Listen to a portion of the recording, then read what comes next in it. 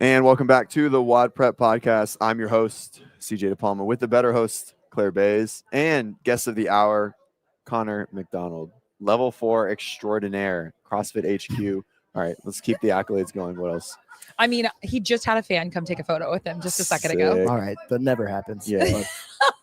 It was because of Sounds your like it cat happens. photos or cat videos, right? Yeah. And you literally haven't even seen them? I've seen one. Oh, yeah, that's right. You said last night you're in cap, but you didn't know you were in cap. I'm in a lot of videos, but I'm not actually like involved with cap. I'm just like the eye candy. You're we'll say. eye candy? Yeah. Uh-huh. That's what they call What me. a great role. Yeah, it's great. Yeah, that's a good role. Do you get Like, paid? don't let them talk. Do you get paid for the eye candy role? I don't. It's not like I wish I still did. Yeah, Like yeah. when we did the filming, yeah. Got It it. was through the CrossFit job. Mm. Yeah. Cool. Seminar staff. That's Seminar staff. another How accolade. long have you been seminar staff? A little over 4 years. July of 2021 was when I was hired. Okay. So Cool. I'm still newbie.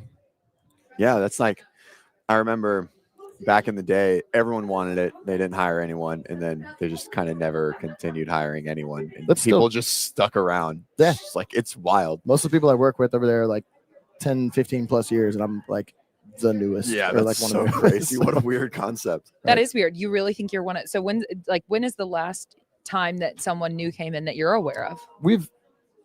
We've had a handful of people hired. Like we got 2 new hires in Texas in the last like 2 years. Okay. Gabby Cerati and Josh Melendez. Shout out if y'all are listening. Those are my homies. But I would guess there's no more than 10 or 15 people that have been hired since me. Maybe. Wow. That's Okay. nuts. And I might be way off on that. Just don't quote me. But that's Sure. my guess. Yeah. Well, I mean, 2 things. Like in whatever, 13, 14, 15, 16, it was weird because it was growing so fast. It Mhm. was just like people were working 50 weeks a year, right? Yeah. Like, I mean, and it makes sense now. There's way less seminars happening, right? So generally makes sense, but it is still a strange concept to be such a big thing and for people to stay in so long. It's almost like being in university, right? Like when you get to a position like in a college, it's like, well, for me to move up in this position, someone has to die or retire. And it's like very, like you just have to like age out basically. Yeah. That's what it seems like. It's the same way. I Good think that- testament to the job. Exactly. That's what I was Yeah. about to say. I think it's a position and a job that like nobody on staff does it for like the financial component of it. Like, you Right. know what I mean? It's just the best job in the world. I get Yep. to travel around the world and tell people about CrossFit. It's Cool. awesome. Where have you been? Where's your coolest places?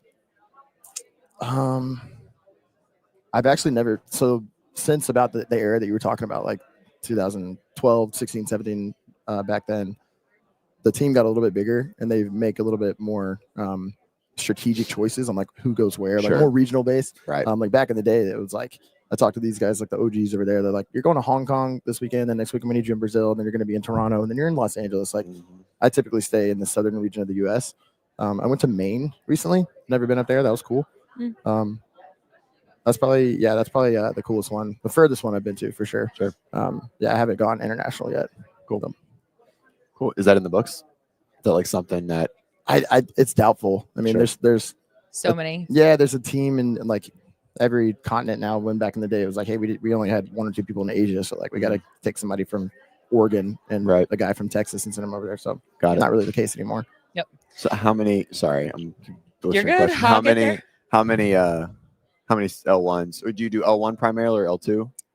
Both. Both. Okay. Recently, I've is been doing there a lot more level 2s. Is there like a progression to that point? Like, when you become a seminar staff, do you start with L1s and then progress to L2s? Yeah, Like, yeah. essentially, Okay. yeah. So I think the first 3 years I just did level 1s. Okay.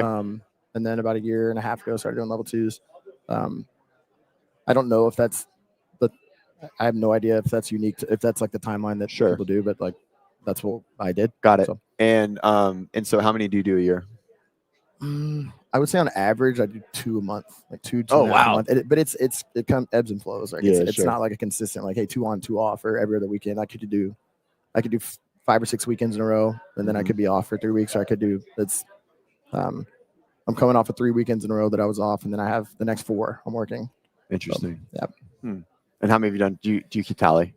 I don't, You guys, but I like- actually found out at the games at the coaches and owners conference.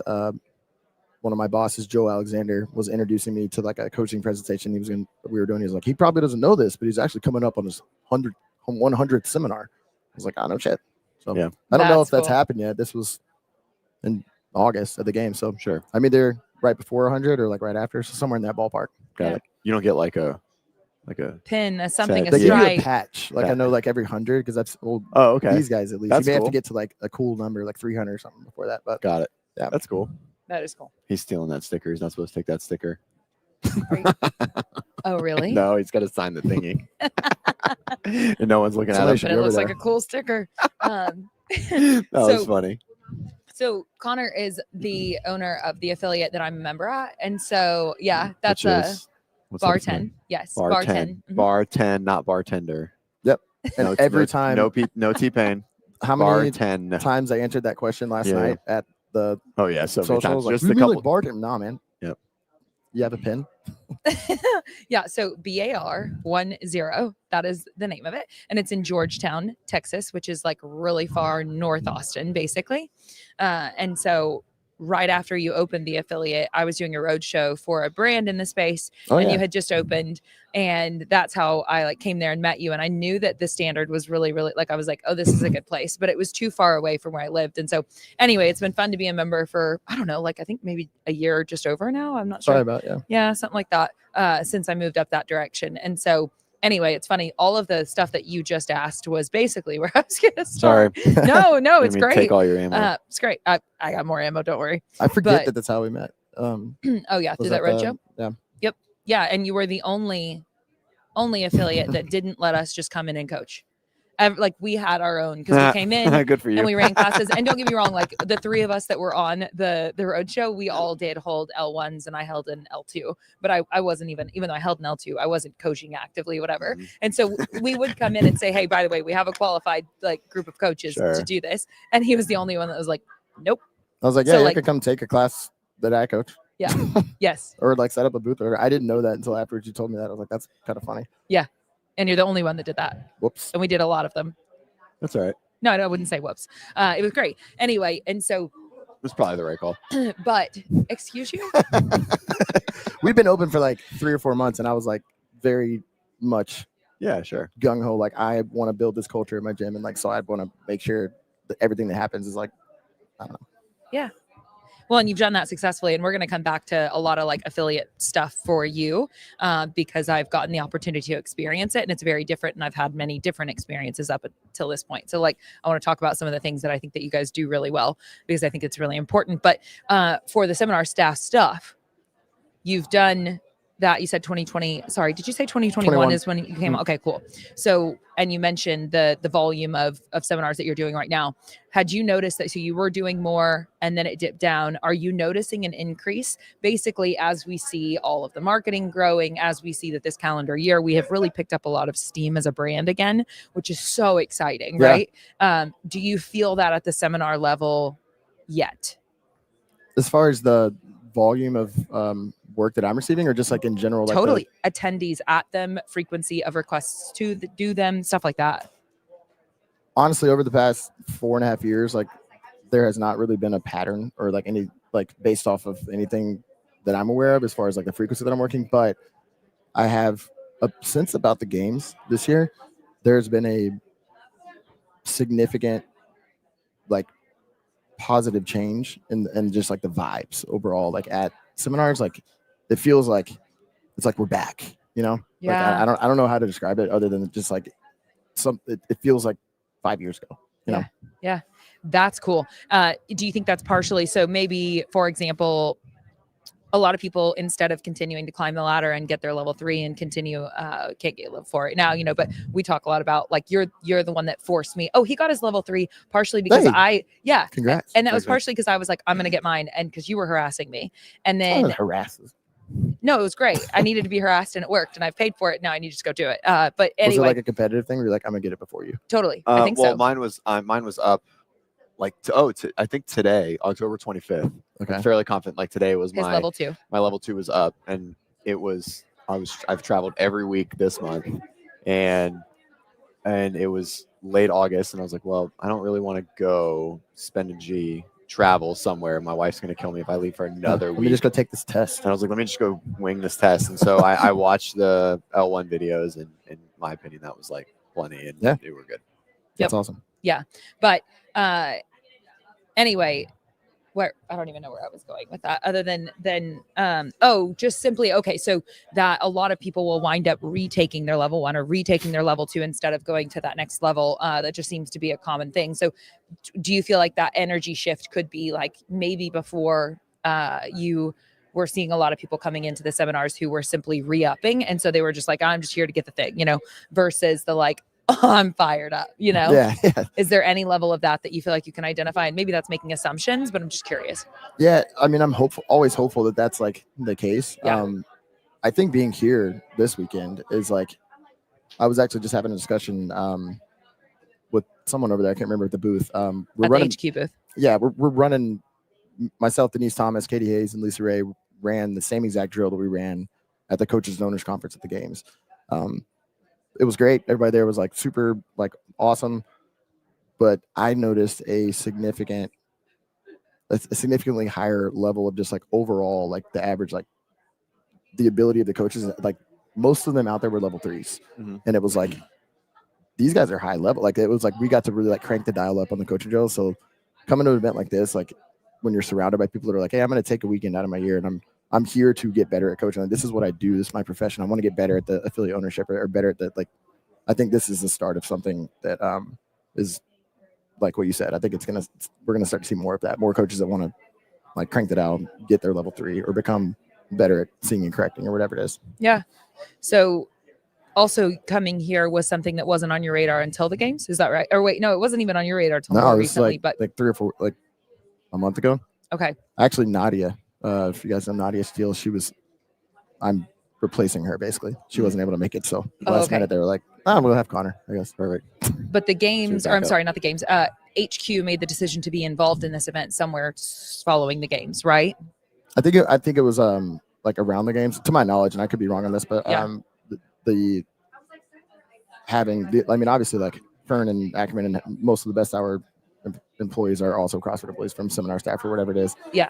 So there was going to be a presence here, but not like to my knowledge, like hey, the CrossFit HQ brand is here. So that was kind of to my understanding, was fairly recent. Yeah. I'm glad we did. It's awesome. I mean, it's a new thing, right? Like CrossFit historically hasn't played ball really well with a lot of people, right, that aren't named CrossFit. And so it's good to see them here doing this, like showing support to a company that's not a competitor, but like they do the same thing that the affiliate toolkit does. Like the CrossFit has these assets. And so when anyone had similar assets or other things, right, they would kind of just like, put the wall up, you know, or like find a way to, I don't know, maybe not play nice. And so it's cool to see them like supporting something like this. And I think that's just a testament and laying bricks and foundation for like future collaborations and things like that. It's great for WODprep, maybe maybe just in general, right? Like we've had our fair share of like cease and desist letters come back. And so maybe like, like it just allows people to like be more freely directly connected to CrossFit without the fear of whatever that is. And so it's good. That's a really good sign, I think. Agreed. Yeah. Everybody here is like zoom out. We're all on the same team. You know what I mean? Like 100%. We're here because something happened in our life that like this changed it. You know what I mean? Yep. No, I love that. Okay. So then this is kind of, I don't know, abstract almost, but I'm just curious, like of everything that, like of all the work that you're doing within the space of CrossFit, what kind of has your attention right now that has you most excited? What are you spending time on, thinking about, whatever? The level 1s, level 2s always, I mean, it's an honor and a privilege every time I go to show up on Saturday at 8 a.m. for the level 1, level 2. I'm like, is this real? Like, am I seriously? Like, they're paying me to do it, like me? So that's always cool. Maybe it's because I just recently came off of one of these on Thursday, but we've been getting involved with the military a little bit. It's been kind of an ongoing process that I've had the opportunity to go down to a handful of different Army bases and kind of spread the word of functional fitness and essentially just introducing like, hey, this is the best tool that you guys could possibly have as far as increasing your fitness and your functionality for what you do. Yeah. And it's a different population than what I'm used to seeing and dealing with at the level 1s and level 2s, because it's mostly soldiers or sailors or whoever that were like told to be there, not that signed up and paid money and traveled to go do it. Yep. So it's a totally different vibe, different dynamic, but it's really cool to just be able to, like, I was in the military was in the Coast Guard for 4 years. It's been a very long time since I was like living that life, but like getting immersed back in it and being able to spread what's now become my passion for the last over a decade to these like soldiers is really cool. So I'm excited about the future for the growth of that. Do you feel like they walk in, since it is a different demographic and they're not paying for a level one, right? Do you feel like they walk in, like there's a good percentage of them that walk in with some sort of preconceived notion about this type of fitness, right? And then maybe like is the goal to see how many of them that you can almost like convert or create curiosity with? Sometimes, yeah, it's a mixed bag, man. Like, is I too loud? No. It's just like projecting like you at your current Forging Elite Fitness is like, are you trying to get people to eat CrossFit? It's just what your question was. Yeah, it's Are you? It's I'm so obnoxious. Sorry. No, it's different, man. Like this one, I was just at Fort Eustis in Newport News, Virginia this past week, and for whatever reason, like everybody there was like fired up to be there. I was like, this feels like a level one. It's awesome. And then that's cool. I have had exact same scenarios where it's the opposite, and it's like not even coming in with like a preconceived notion, or like they have like a something going on with like, like this isn't for me. Like they just didn't want to be there in the first place. They were there because their supervisor was like, you need to be at this training at this time on this day. So like just getting them to be engaged and have any interest at all by the end of the day is like, that's the first step. And it's usually the majority of them by the end of the day are like, thanks, man. That was really that was engaging. Like in the military, a lot of the training and a lot of the stuff that you go to is just like death by PowerPoint. You're doing like 4 hours of sexual harassment, like whatever, or like hazardous material training or whatever it is. So like they're used to like, it's like a high school class, like a health class. You're like, I don't want to be here, but I have to, you know? Right. So it's cool to get feedback from those guys. Like when it does happen, they're like, man, that was awesome. Like that was, and then they have questions, and it's like, it's pretty cool. Yeah. Do you have any preference on which one you teach right now? Level 1, level 2? I'm going to say this again might just be because the last like handful of seminars I did were level 2s. I'm going to say the level 2. But I like, they both have uniqueness to them. The level 1 is awesome because it's like, it's a life-changing experience for a lot of people. It's their first, like, if you're getting the level 1 for the first time, like it's a pretty impactful weekend, you know, just like, hey, this is what we do, and this is why we do it, and here's like the ins and outs of it, which is more, it's more formal and more kind of like, hey, these are the things that we're gonna like tell them. These are the lectures. These are the things that we need to get across. Very structured. Right. Yeah. Exactly. The level 2 is much different than that in the sense that it's like much more liberal, like free to kind of like react to what that person needs at that time. So for that reason, I enjoy them a lot because it's like a lot more conversational, a lot more like I'm helping other coaches get better at coaching, you know, and each coach that comes through is a little bit different and has a little bit different background. Like, what do they need? And it's up to us to kind of like provide them with that. So I think that's cool too. Yeah. So a lot of people, like, if we talk a lot about this on the podcast, CJ and I do, in regards to like, what is the value of, why should someone who is even just, you know, has no aspirations at this time of being a coach or anything like that, but what is the value to anyone involved in the ecosystem in any way of going to a level 1, you know, because we find it to be tremendously valuable. And I'm a huge advocate for like, I took the level 1 and level 2 before ever wanting to be a coach. You know, it was just like, I don't know, I keep showing up to this place. I'm just like curious for more. Right. And so what is your kind of almost like pitch, I guess? So it is falling in alignment with what you're saying, but coming from you, I mean, you're the one that delivers that message for HQ. And why would you encourage anybody to go to a level 1?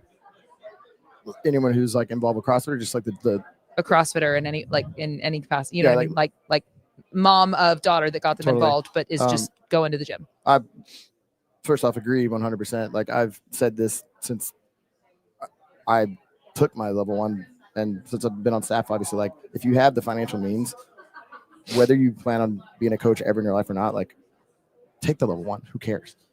Because you'll understand why we do what we do, and like what is this thing. Like why are they telling me to show up on the 5K day when I hate running? Like just having a better perception, like understanding, like, oh, that's why they tell me to like avoid processed foods. Or like, oh, that's why they program this on this day. Like, why would you not? You know, if you're gonna, in my opinion, if you're going to commit time, 3, 4, 5, 6 hours a week, X amount of hours a month, and X amount of dollars a month, like if you're gonna invest that much time and effort and finances into the thing, like why would you not want to learn more about it? That's how I feel, at least. Yeah. Go. CrossFit, more valuable info in a weekend than anywhere else. Appreciate it. Big time. Oh yeah. Let's go. We've been cranking them out. It's been a busy day.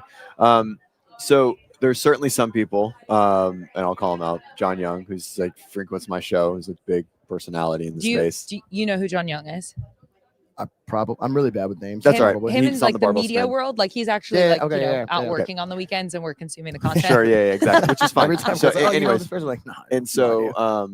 so he's coached CrossFit for a long time. I think I do know you guys. And he's a strength coach, super smart, very, very intelligent, and refuses to get his L1. And his reasoning is it won't, like, him as a coach, he feels much stronger as a coach than a lot of L1s that he's seen, et cetera, et cetera. What's the message you have for him? This is not even unique to him or like to level 1, but like as a professional in any space or like an expert in something, not being open or willing to like entertain someone else's, or especially someone that is an expert, a professional of the same thing. Like, even if it's like, hey, I don't think I'm going to learn anything from this, or I'm not going to like it. Like,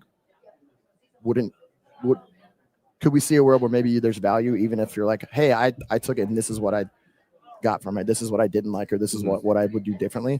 But I highly doubt that's what the case would be. But sure. Yeah.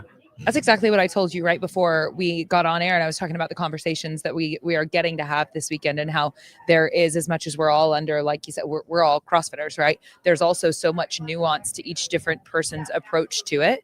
And so like you get to take your opinions and ideas and hear theirs and bump yours up against it and see where you land after the fact, you know? And that's like we were talking about, that's a really cool thing to get to do. So then you could take and literally just do that to level 1, you know? Yeah. Like learn more, like more, you know, right? Like and something else on that note, I heard this from probably somebody over in that booth over there that I work with that has been doing it way longer than me. I just steal quotes from them all the time, basically. That's all we ever do. Right. They stole for someone else. Told me, like, I think it was in reference to coaching or like programming or something like that. It was like, if you as a gym owner, if you as a coach, or if you as a programmer always fill in the blank, probably wrong. If you never fill in the blank, probably wrong. Like, there's a time and a place for, like, for example, if you always program a Metcon and then strength, or if you always program strength and Metcon, why? Like, maybe there's value to every now and then not doing that. And that, I think that perspective to me, like, kind of was like, okay, like that. Looking through that lens kind of makes me respect, and like there's something you can gain out of like probably every single person in this room. Oh, you know what I mean? Yeah. Whether you feel like, man, this person's a fresh level 1, they just started coaching 6 months ago, or it's like, oh, it's Denise Thomas, who's a level 4, is like one of the best in the game. Like, there's probably something you can learn from both of them, whether it's like, I want to steal that from her, or like, I don't want to do that, you know? Like, same thing goes for like, I have that perspective on learning other things. So like, taking level 1, like, why not? Yeah, you know? 100%. I mean, I'm obviously on board. You're preaching to the choir here. We argued about it like on our last show together, and he was like, "I'm not going to take it." I'm like, "Why?" I'm like, "I don't understand." Or maybe it was even sitting down for dinner. Anyways, he was like, "I'm not going to take it." I was like, "Why?" He's like, "Nah, I don't need to." And I was like, "Nah," or "I don't want to." I'm like, "Well, whatever." He's pretty stubborn, obviously. Okay, so how long has Bar 10 been open? We opened in January of 2022, so we're coming up on 4 years. And then, is this your first affiliate? Yes. Yeah. First okay. one, yeah. So he worked at Roots for Nicole Christensen for a long time. That's right. Okay. And so did you move to Austin to open this gym? Sort of. Yeah. So I'm born and raised in Texas. I was grew up in Beaumont, Texas, which is like east of Houston. After I got in Boulder, Colorado. Yeah. So after I got out of the Coast Guard, buddy. I know, right? I was in Alaska Was in the Seattle area, then I was in Michigan, then I got out of the Coast Guard and was kind of, I was like 22, 23, whatever, however old I was like, I don't know what I want to do. Like a lot of other young people that go in the military, like moved back in with my folks, like in Beaumont, went back to school and was kind of just trying to figure it out. I was going to school for nutrition. Then I had just found CrossFit like within a couple months prior to that. And I knew that I was like, I like this stuff and I want to like pursue it. And I started coaching and training at a brand new gym that had opened like ironically like a week before I moved home. And ended up becoming the head coach there after about 4 or 5 years. It became my full-time gig. After 4 or 5 years, that's like an amazing commitment to like. It wasn't like a 400 person affiliate. Sure. Like it was a relatively small, like 100-ish, 150 members like gym. And it was awesome. Like I love the place. And I was so like I got my level 1, I got my level 2, and I was like doing all the things I could do at the gym. And essentially it was just like, what's the next step? Like I know that there's individuals that don't own a gym that make a living out of doing this. And I was like, I want to be on seminar staff. I want to be a full-time coach. How do I do that? Right. And essentially just started kind of looking around like the landscape of the US. I wasn't married or anything at the time. Like I had no roots necessarily to be in my hometown. And I also didn't want to be there anymore. So just kind of started looking around and found out about CrossFit Roots. And I was like, this is like the mecca of like coaching. Like half their coaching staff is on seminar staff. Like that's what I want to do. And I want to open a gym one day. So I just shot my shot. I think Shelby got us a trip to visit Boulder and we like dropped in and I introduced myself to Nicole. I was like, hey, if you're ever like looking for a coach or anything, like here's my resume. And like, I was like, that's stupid. Like I had no right to do that. And then like 6 months later, got an email. It was like, hey, we're actually hiring if you want to come up and interview. Heck yeah. Long story short, went through the interview process, got offered a job. That's awesome. Literally moved to Colorado just for that. Like, dude, that's committed. With the like conversation I already been having with Nicole. So we were dating at the time, but she did move with me. Man, married her. Good job. So yeah, she's the best. Yeah. She's phenomenal. My wife left like living on a golf course, like to living in the southwest quarter of Miami in a room smaller than these tables. So I get it. Yeah, I get it. I married her. Shelby, shout out Shelby for watching. She's from a town called Buna, Texas, which is like less than 1,000 people. There's more like cows and horses than there are like human beings. Where everybody knows everybody. Her whole family's there. Like I don't know if she'd ever been out of the state of Texas. If she had, it was like a very like short-lived. Yeah. Moved to Boulder, Colorado. Yeah. Could not be more opposite than like for conservative, like backwoods ass country, 100%. Small Texas town. Like let's go live in Boulder. So shout out to her for doing that. But yeah, man, that was I knew that's what I wanted to do, and that was kind of how it all started for me. I worked there for 4 years, I think 3-4 years, and then with the gentle push of Shelby, had been telling me for the entire time we're there, she's like, I don't want to live in Colorado anymore. We're gonna go back to Texas. I'd be like, yeah, sure. Eventually, but I loved it there. I was like, this is great. CrossFit HQ was there at the time. Sure. I was getting to learn from like E.C. Sinkowski was a coach there at the time. Like David Tittle, Jenny Orr, Nicole Christensen. Like it was amazing. And she kept telling me that like over and over. And then literally one day I got home and she was like packed up. Holy like, shit. It's like, what's up? Did something happen? She's like, I have told you for years, like I'm moving to Texas. I was like, what do you mean? She's like, I signed up for school. I'm going back to school. And I was like, oh, is it like a mini semester or something? She's like, no, it starts Monday. And it was like a Saturday. She's like, I don't know how else to like make, like, I'm leaving. You can either come or not come. So yeah, that was how we got back to Texas, which is how we ended up in Austin. We wanted to be back in Texas. We didn't have like a certain place per se that we wanted to. We checked out the Austin area. We liked the North Austin area, so we were looking at like Liberty Hill, Round Rock, all that stuff in there. We just ended up in Georgetown somehow. So cool. It worked out. Awesome. And then, so when did you come back to Texas? Yeah. Year. December of 2021. 21, and then you opened. So you opened a month later. Yeah, very fast. Oh, a month and a half later. Well, I came back with like, that was the goal. Was like, I'm going to open a gym. Yep. Yeah. But like, I have zero business or like that sort of background. Right. But like, I know what I'm doing on the coaching floor. Mm-hmm. So just kind of totally winging it. Like, I think I looked at like 40 or 50 like commercial real estate like buildings. So like, and everything was either too expensive, too small, too like didn't like the area, whatever it was. And honestly, I got pretty like to the point where I was like, it's just not meant to be. Like I started applying at other like gyms in the area to like be a coach. Because I was like, I can't afford it and stuff. Like Sure. I don't have like a huge savings account or whatever. And I was actually on the way home from an interview at a gym in Austin, and that was when I stumbled upon the building that we're in now. And it was like perfect location. Like I love the space, and I was like, ended up meeting with the landlord the next morning and had the keys by the end of the day. And so that was like December 15th or something like that. And I was like, all right, I have a month to get this going. Let's go. So. And so were you already on seminar staff at that point? I was. Yeah. Okay. And does seminar staff get a affiliate discount? I don't know that I'm at liberty to release that information. That's fine. We get a they hook us up. Yeah. Cool. That's good. Well, cool, man. That's awesome. How big's your gym? The inside, the gym floor is 3,000 square feet. We have an outdoor portion that's like covered and has like mats and turf and a little pull-up rig. It's about 2,000 square feet. And then we just that's a big portion. Yeah, that's it's pretty huge. good size. Yeah, that was not there when we opened the gym, but that was the whole thing turfed. You said it's matted. Oh, matted. It's mat. It's like Combination. 2/3 of it is mat, and then Okay. like a third of the strip is turf for like sleds and stuff. Yeah. And then we just recently, like in the past 6 months, expanded. The other half of the building historically was another business that was like a mobile health company, and it's like our side of the gym is just like no AC. It's just like a old school like garage gym. Right. The space next door is like looks like a doctor's office, like Sure. marble floors, like AC and all that. We just recently took that over, so we're in the works with some things that are coming in the near future there. So Cool. And we have a lobby and like a space for the coaches to go where there's air conditioning when it's August and 145 degrees in Right. Texas. So Yeah, that's nice. Definitely needed.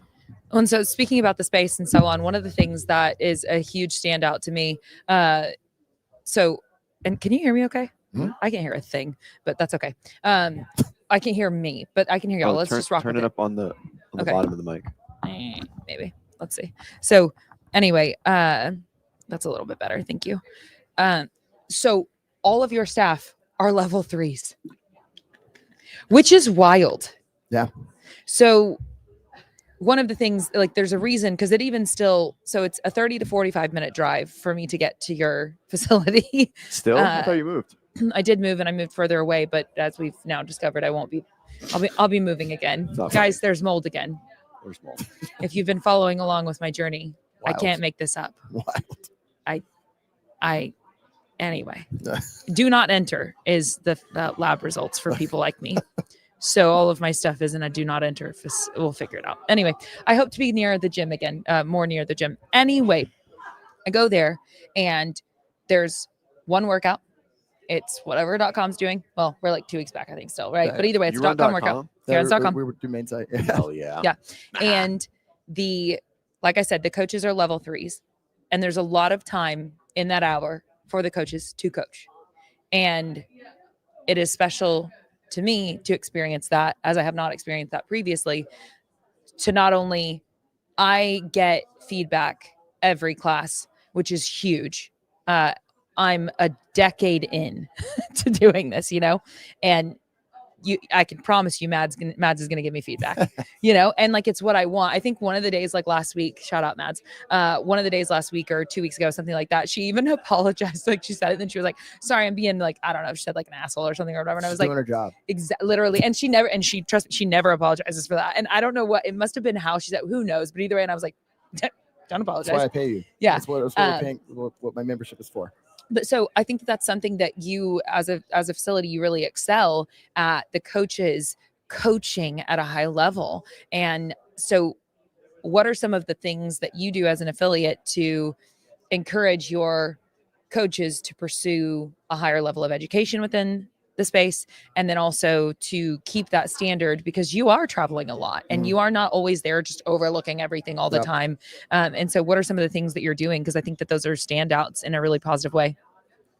First and foremost, I will be totally transparent in the fact that everything that I do at the gym, I model after what Nicole Christensen and Eric Christensen do at CrossFit Roots. Like, fill in the blank, like I probably stole it from Roots. Like, that's what I learned there. Like, that's the way they do things there. Everybody on their staff is level 3 or level 4. one workout a day. They do true CrossFit. Like that's where I learned everything. So just wanted to make note of that first. So I'm not That's great. You claiming got that it I, from like, somewhere that you respected. Yeah.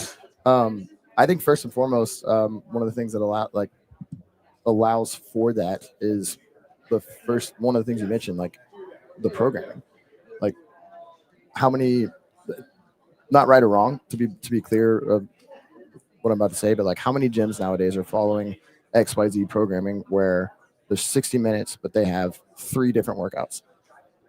Like we got part A, part B, part C. We do 5x5 back squat. Then we're going to do a 15-minute AMRAP of power snatches, double unders, and box jumps. And then we have Tabata of GHC sit-ups and Superman holds.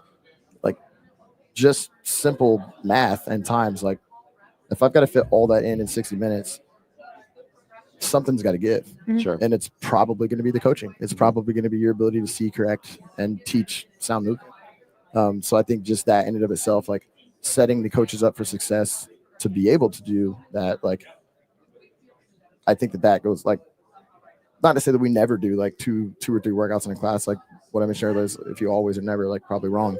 But for the most part, like you can expect to show up and it's like, we're going to do this workout. Sure. And one of the biggest, one of the most common like comments I got when we first opened, because the majority of the members that I got when we opened up were just coming from other gyms. Right. Like that was going to be my question. Yeah. The overwhelming majority were not like, oh, I'm brand new to CrossFit. Like we got some, but most of them were like, oh, I've been going to this other gym for 8 years and you just opened up, you're closer, I want to try it out. And all the time they'd look at the whiteboard and it'd be like 5x5 deadlift. I was like, that's it? What else? And I'd be like, no, just wait. Like, you know what I mean? And like, oh, it's a 12-minute AMRAP with running and muscle ups. Like, that's it? Like, okay, give me 3 months, man. And then like time and time again, like those same athletes, like they're like, oh man, like I feel way better. Like I'm hitting PRs and I also don't feel like beat to shit all the time. I'm not getting injured. Like, man, I wish I'd known about this a long time ago. I'm like, oh, who'd have thought? That's exactly what we say to do at the level 1. Like 1 workout a day, intensity over volume, but teach their own, man. So I think that just allows the coaches the ability to do what they should thrive at as coaches. It's their job. So in that specific thing, right? So, you know, the always the quintessential example is 1-1-1-1, right? You know, of like the pushback from everyone else, right? And even me, right? Like as someone who's programmed for a long time. So I have 2 questions to this, but we'll start with that one. So how do you, like, what does that look like? Obviously I've gone through and I understand like how it's there, but how do you convince someone that's done A, B, C or A, B forever, right? And if there is just one, it's like 30-minute piece, or if there's 2, it's still 30 minutes of timed work or whatever it may be. How do you, like, what does that look like to convince them out to do, you know, 5x1 snatches, you know, building to a heavy? Like, what's that process look like to convince them? Is it just trust the process and they fall in love and they still get better? Or is there a lot of nuance to that? Is there a lot of conversation and a lot of back and forth between the coach and the athlete? Or as far as conversation, no. I think Claire could probably answer this question as good as anybody, because you just described her. Like, did CrossFit for what, 9-10 years before you came to the gym, and just got her first muscle up like a month ago. Like, why? Yeah. Maybe I'm wrong, but I would guess that maybe it's because like, hey, you had the time now, like during the class, we do skill work in classes. Like if we have an hour class and the workout is just 5x5 deadlift, like there's probably going to be some skill work or some technical practice before or after. Like, and the key word is practice, not more intensity, more workout. Like if we don't give athletes like Claire and whoever else like that 10, 15, 20 minutes to practice the technique of the muscle up when they're not in the middle of a workout, like legitimate, like, hey, we're practicing the skill. This is the technique. Okay. Like how do we expect people to get those things? And like, it's the proof is in the pudding, honestly. Like, so when you have a 1-1-1, hypothetically, when it's, you know, 5x1 snatch, you're giving like a gymnastic skill within that? Not always. Okay. I mean, sometimes, but like we just recently did I think it was 7x1 squat snatch, and there was no skill work. It was just that. Sure. But within that hour, like, hey, we're going to get a 5-10 minute general warm up. And then like the real like coaching opportunity, the real like place where we make differences as coaches is like the specific warm up, and we're doing progressions, we're doing technique work. Like that's our opportunity as coaches to make them move better. And it can't, I've yet to see it happen without allotting that time for it. Like Sure. when you're trying to get from one workout to the next workout to the next workout, and you're worried about like, oh, we gotta go. Like we got 8 seconds. You know what I mean? Right. Like, yeah. Facilitating versus coaching, Exactly. etc. Yeah. For but sure. like, there's a time and a place for that when it's like, yeah, like do that every now and then. You know what I Right. mean? Like, show your athletes what it's like to do 60 minutes of like just by definition, like variance. Like that's what we do. We should be doing stuff like that every now and then. Yeah. But not always. Yeah. I think it's just the tone that you set, and as just like a student, like I love just like looking at everyone, right? It's interesting to see people's different minds. Obviously CrossFit has this like coaching, correcting, perfect move, like improving movement, cueing and correcting, etc. And then I know some gyms that have 400 members and they're all happy, and like they seem relatively injury free, and they slam the 60 minutes the entire time. Yeah. And I think it's it's just interesting, right? I think there's, it's all about setting culture, right? Totally. If we tried to switch, like we tried to switch that at our gym to go to like lower stuff, it kind of misses. But I think just because like when he does that, it's like 12-minute EMOM of like RDLs and like a D-ball carry or something like that. And so, I think at sometimes like I think you still have to make it entertaining and Totally. and fun, and you still need to meet your athletes where you are. But it's good to see that people do that. So that comes into my next question. Do you always do .com? So since we opened, we had followed, which another thing I stole from CrossFit Roost. That's what we followed there. On a 2-week delay, we do CrossFit.com. So like today's workout was 2 Saturdays ago's workout. Got it. But .com historically programmed 3 on 1 off. Right. About the past year or so, switched to Monday, Tuesday, Wednesday, rest day Thursday, and then Friday, Saturday, rest day Sunday. Mm-hmm. I'm not going to program a rest day at my gym, so I fill in the gaps with I'll use CAP sometimes I'll create my own workouts if I see something I like from like you guys or whatever. Like sure. What needs to be filled in for this day? So it's 75% of the time it's main site, and the other 25% it's who knows. It's Got it. Connor McDonald or cool. Maybe and then Claire posted something cool on Instagram. Like, oh, let's do that. Right. Sure. And so do you feel, so some people will say that like, maybe give some like impersonal relationship, like with the gym, of like just like taking a program, and it's not specific because every gym is a little bit different. Mm-hmm. Right. And so what are your thoughts on that? What do you mean? So like some people say if you don't program for your gym, like then like what are you doing? Basically, like a lot of if you don't do your own, if you don't do your own programming, right? Like a program, like write If you don't if write you the don't program. write if you don't okay, write the program. Yeah, I mean,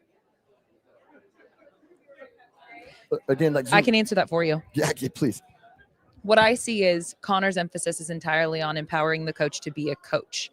And I believe that you probably see yourself, yes, you own the business, but you see yourself as coach first. Is that true? 100%. Yeah. So then you can just see that, like, so for his hierarchy programming, he feels that .com can do it well enough that he can entrust them with that, and then really double down on, for himself and his coaches, the emphasis on coaching. Yeah, that's how I see it. Yeah. And like sorry. Even, you're exactly right. That's how I see it. I mean, that's exactly how I see it. And like the comment, like CrossFit.com does it well enough. Like they've literally started this whole thing. Like CrossFit.com is the most CrossFit program that exists. It's like, I know the individual, like some of the individuals that program for them, and they're some of the best coaches in the world. But like the OGs we referred to earlier, like those are the people writing that program. Like, right. Why would I not take that for free?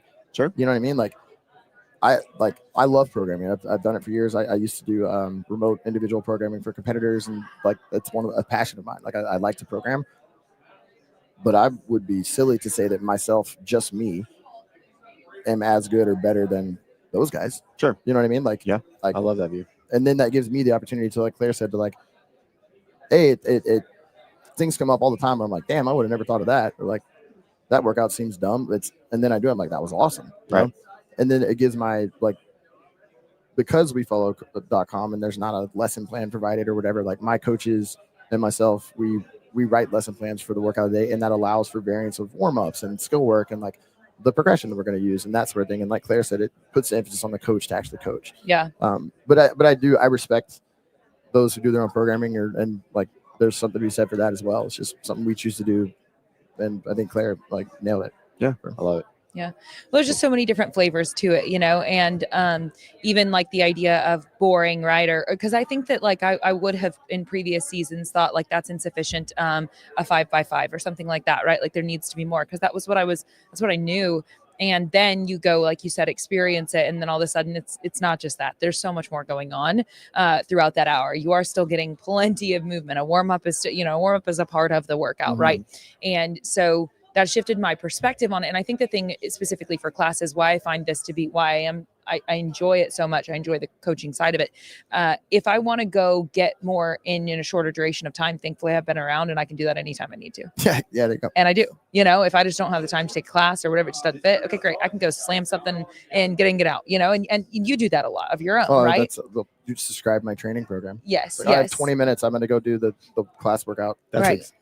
That's 100% what I do. Yeah, right. Yeah, you get it. 100%. And a lot of people, and it's so great to have that tool to pull out anytime that you need it, and there are seasons of your life where you rely on it heavily, and there are seasons of your life where you rely on it. Like we are all in the journey, right? And so what I will say about I love that, can you go in and do more volume? Can you go do some supplemental stuff before or after? Because that muscle up thing you mentioned, that's a combination of taking the classes consistently and receiving coaching day to day, also doing some one-on work with dads, private training, also following the skill progression in WODprep specifically. It's a combination of intentional behavior that has gotten there, right? But when you think of top-down leadership, and the reason I'm having on this and using you as an example is because I believe strongly in top-down leadership. And I think that for the class in particular, what you have done at your facility, which everyone gets to choose how they go about it, but what you have done there is provided an opportunity for people to be coached at a level that I think is really an elevated level. Appreciate that. Yeah. And so, and if that's not what you're seeking, you don't have to go that route. Exactly. Like there is open gym, there is, individual programming that you can do. Those doors are open.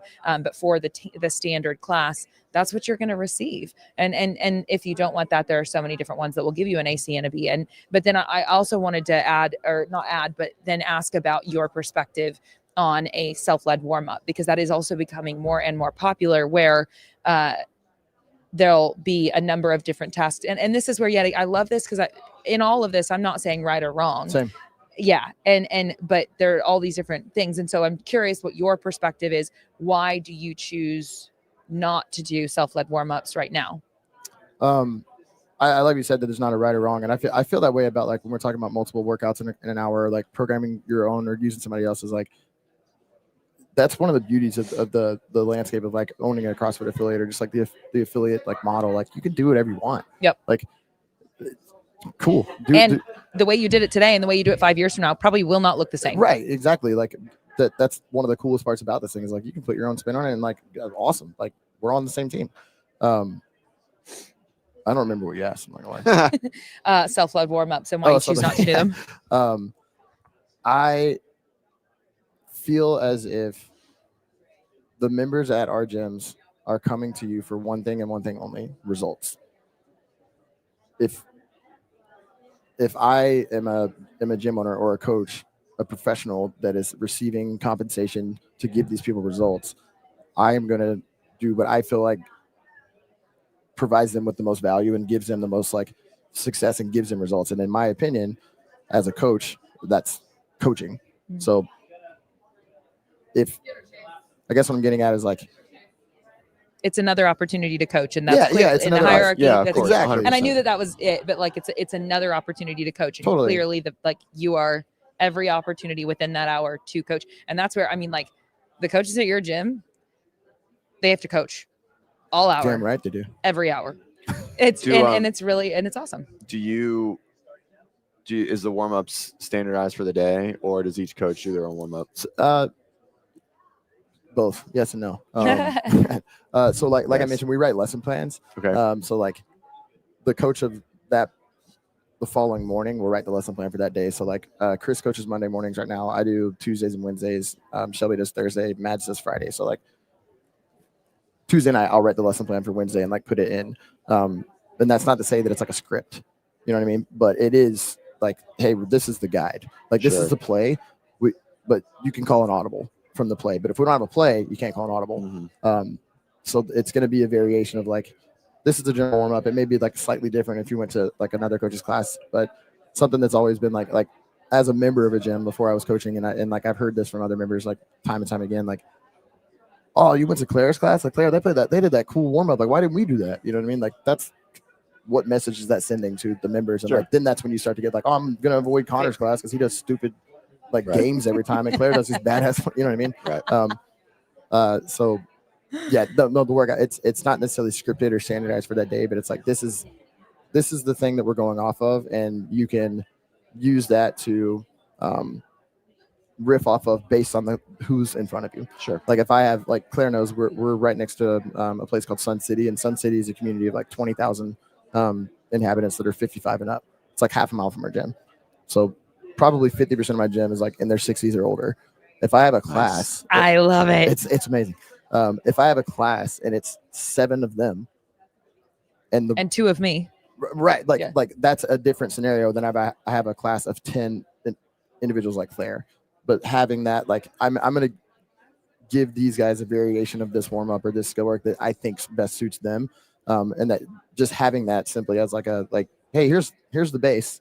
How do we tailor to these people? Like that's up to the coach. Yeah. Here's another crazy thing that we don't need to go into, but I will also mention one of the things that they do is they do the intended stimulus, aka there are no, like, we don't time cap.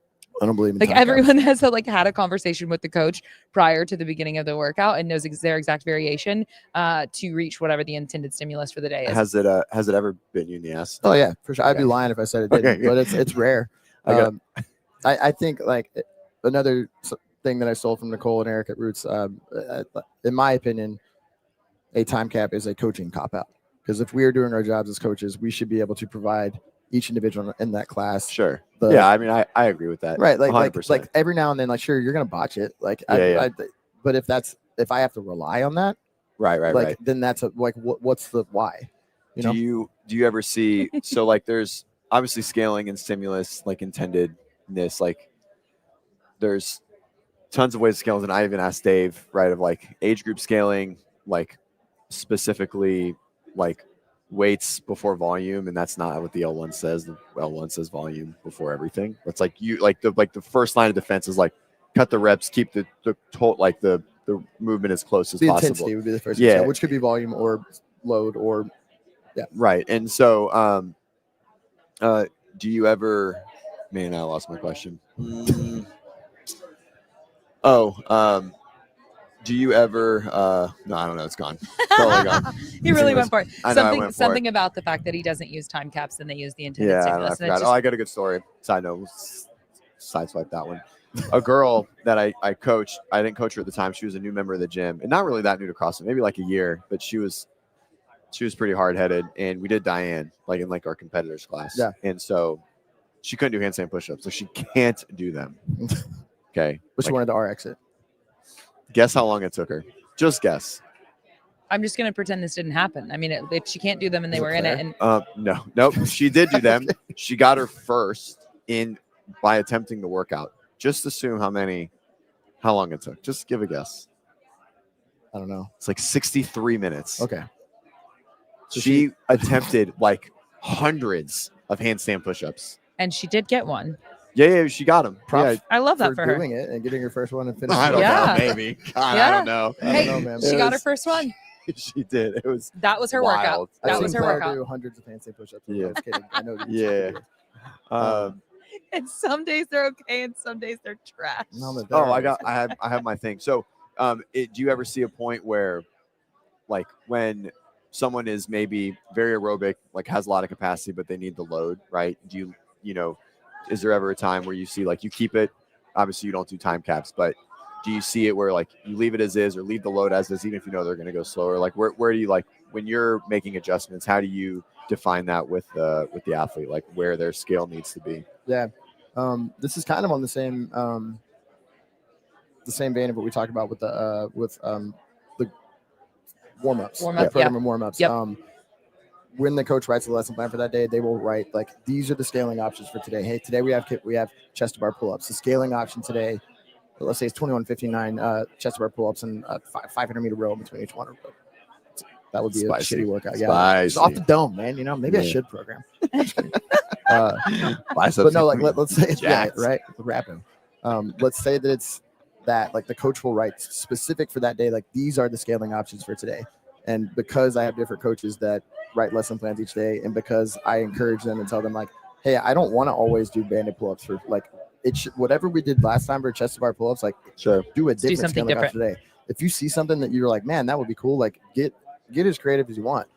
We're gonna miss it sometimes. We're like, well, that's stupid. Like, don't do that one again. But also, we're gonna find some pretty cool shit out and be like, that was awesome. You know what I mean? But again, it's not. It's a play, right? You can audible it based on what the person needs. Like for the really aerobic person, then maybe they do need to get the loading in. Like, hey man, maybe you're not doing 5 clean and jerks at 205 today in the 3 rounds for time, but your clean and jerk is you just PR'd at 220 last week, and you really want to go RX because you can do the weight. Like maybe you're just doing 2, Sure. and everybody else, like, you know what I mean? Like there's something to be said for that. Like it's varying the scaling options and varying like how you scale for each individual is just as important as all the other things we talked about. But once again, just simply having like this is the base. This is where we're starting.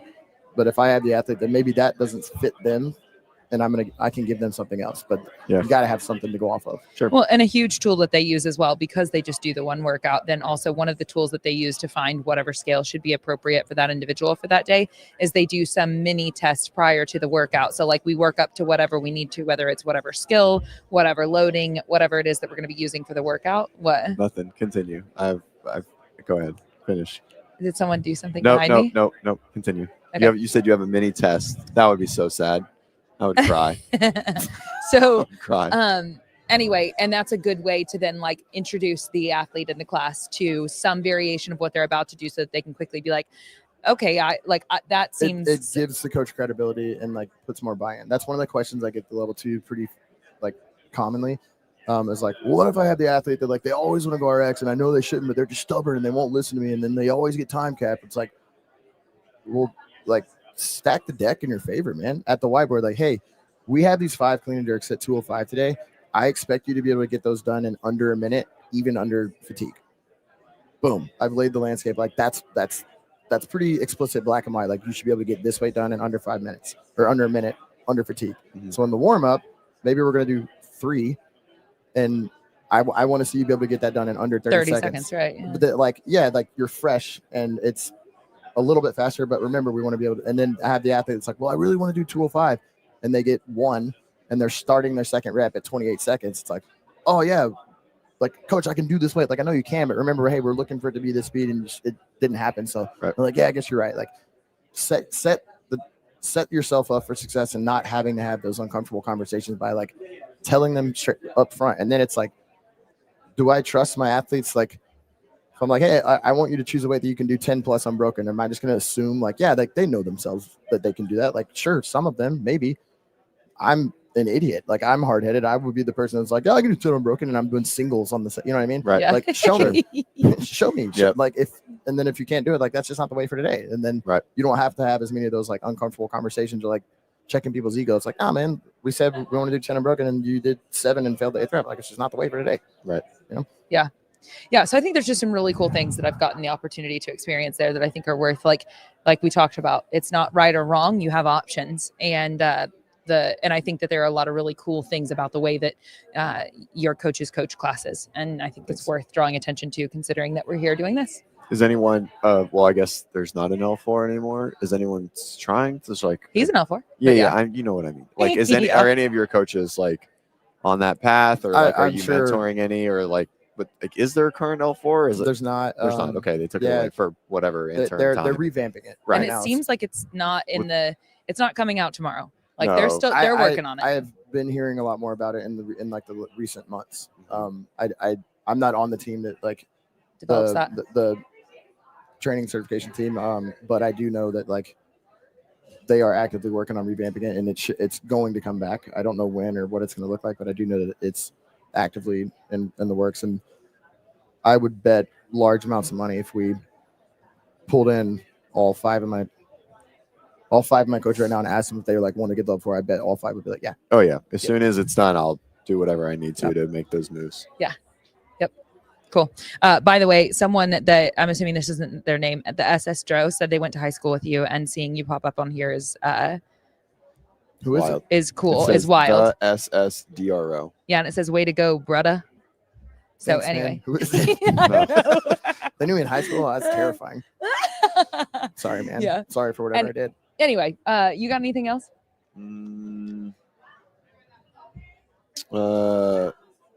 What's the highest you ever finished in the Open?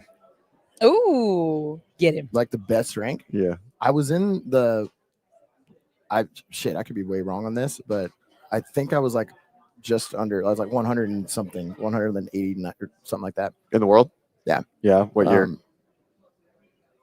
I won between 2016 and 2023. Got it. During the middle there was I His kinda competitive years. Yeah. Yeah. peaked. Did you ever go to regionals? Yeah. Oh, It was 2017 was my first year individual, and then the year we opened the gym was the last year that I So we went every qualified year. and went. Oh, yeah. cool. And so Um, would that have been South Central? I don't know. I South guess Central, yeah, South yeah. Central, and then when they moved it to like the super region for the South, and then it was sanctionals for whatever. Right. And Which I guess you did probably TFX then. What was TFX? I did the Brazil CrossFit Championship Oh, okay, one year. nice. I have no idea Sick. why. The Mid Atlantic, the West Coast Classic, and then Sam Drody. Sam Drody. Yeah. Oh, what's up, Drody. man? Shout out Beaumont, Texas. Um, What's good? No, the last year was 2023, and that was when it was semifinals. and so you went. What? Texas was West. Yeah, because I went to whatever Carson. No, I think I went to Mid Atlantic, and Oh, that was when it was. Everyone was placed. Yeah. Yeah, that's right. yeah. Okay. And That's right. that year, That was such a weird. all I did for a year was CrossFit.com, one Sick. workout a day. Didn't do any additional stuff, and it was also in the midst of opening an affiliate and coaching every single class and doing all that. So sure, I had a buffer built up of fitness from like Yeah. 8 years before that of like busting my ass training 2-3 hours a day, but I didn't lose any of that doing that. So I think Yeah. there's something to be said for like, do you like, if that's your aspiration, you want to be a semifinal competitor, you want to make the games or whatever, like sure, like you probably need to invest a little bit more time than one class 1 hour a day, like, but you get pretty damn fit doing that. You can get pretty damn fit. And you can also that's for enjoy sure. the rest of your life and not feel like dog shit all the time because you're beat up and hurt. You know what I mean? Yeah. We talked about a lot today. Performance and longevity they definitely run together for a little bit, and then they for sure start to veer off at some point. Whether Yeah. it's nutrition or it's training, whatever Right. it is. Yep. Yeah.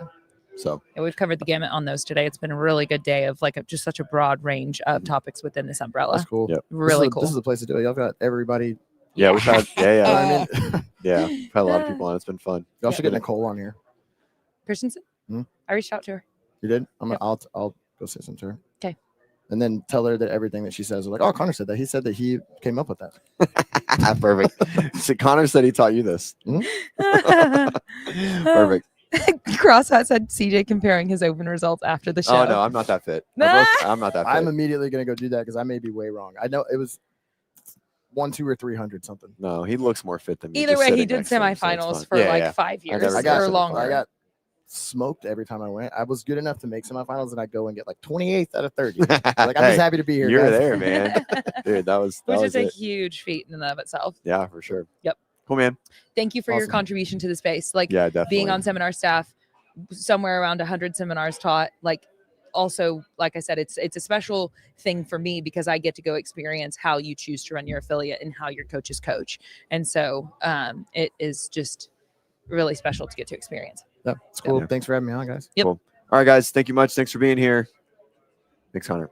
Have a good one. And we'll see you guys in 50 minutes with the boys. The boys. The boys. The boys. Yeah, whatever semblance of like organization and structure. There hasn't been much today, but it's gone. Yeah, now Done. it's gone. All right. See you guys in a bit. Okay, bye.